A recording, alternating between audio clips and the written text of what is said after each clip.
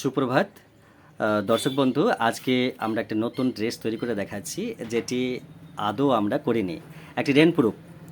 তো কাপড়টা কিন্তু ভাঁজ করে নিয়েছি, চার হ্যাঁ, ভাঁজ। আর এখানে দুটো ভাঁজ আছে, এখানে দুটো ভাঁজ, ধরে চারটা ভাঁজ করে নিয়েছি। তো হ্যাঁ, এটা কিন্তু পুরো মাপ করে কেটে নিয়েছি। ঝুল এটা কত আছে? 43 আছে লম্বাটা। হ্যাঁ, তো এটা কিন্তু আমি বেশি নিয়েছি 2 থেকে 2.5 ইঞ্চি, মানে মাপ থেকে। তো এটা এলাস্টিকের জন্য 2 ইঞ্চি নিয়েছি। হুম, এটা তো দাগ দিয়ে নিয়েছি। হিপ কিন্তু আছে 41, আমি 4 ইঞ্চি বেশি নিয়ে 45 হিপ করছি।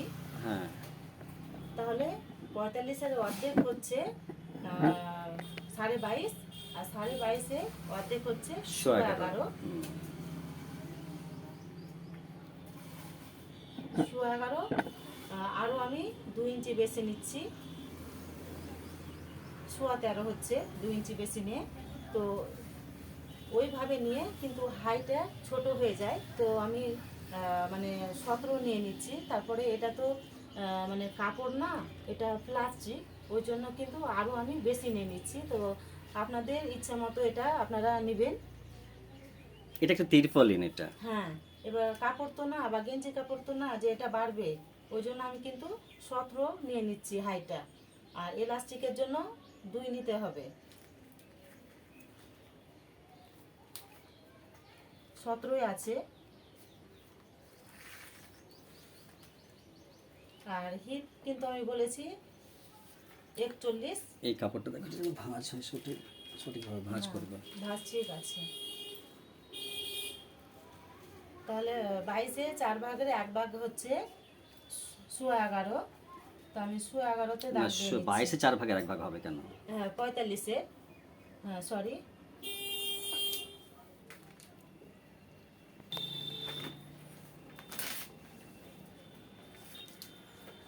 তাহলে এখান থেকে এখানে 11.5-তে দাগ দিয়ে নিয়েছি, এখানে 11.5-তে আমি দাগ দিয়ে নিয়েছি।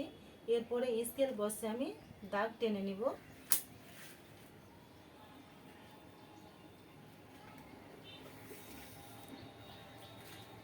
দাগ হয়ে গেল। এরপরে এটা কিন্তু 1.5 থেকে 2 ইঞ্চি বেশি নিতে হবে। এটা 2 ইঞ্চি বেশি আছে। আর এই জায়গাটা আমি কিন্তু 9 নিচ্ছি।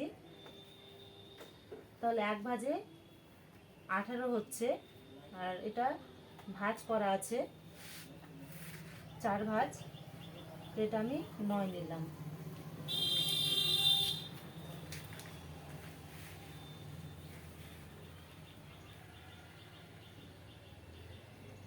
এইভাবে স্কেল বসিয়ে দাগ দিয়ে নিতে হবে।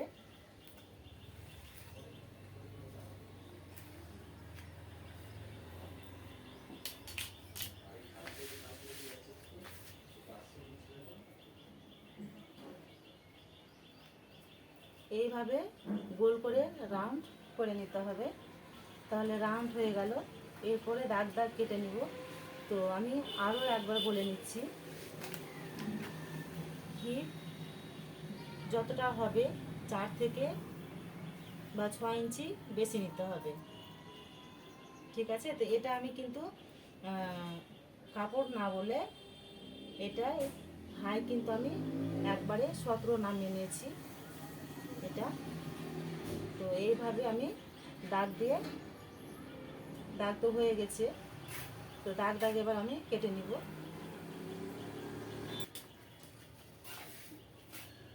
এবার কেটে নিচ্ছি।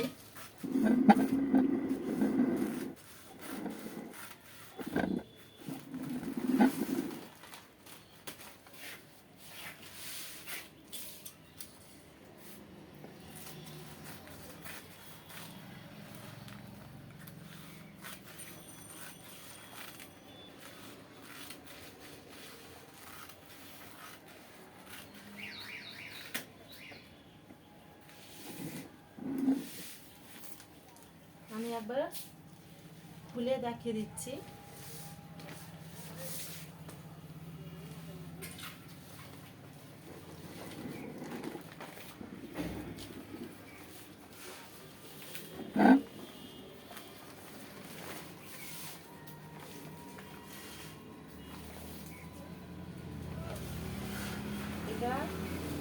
রেন পুরোপে প্যান্ট পায়জামা হচ্ছে এটা।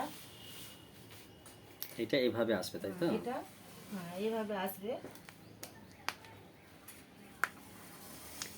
ব্যাস তাহলে এটা হয়ে গেল।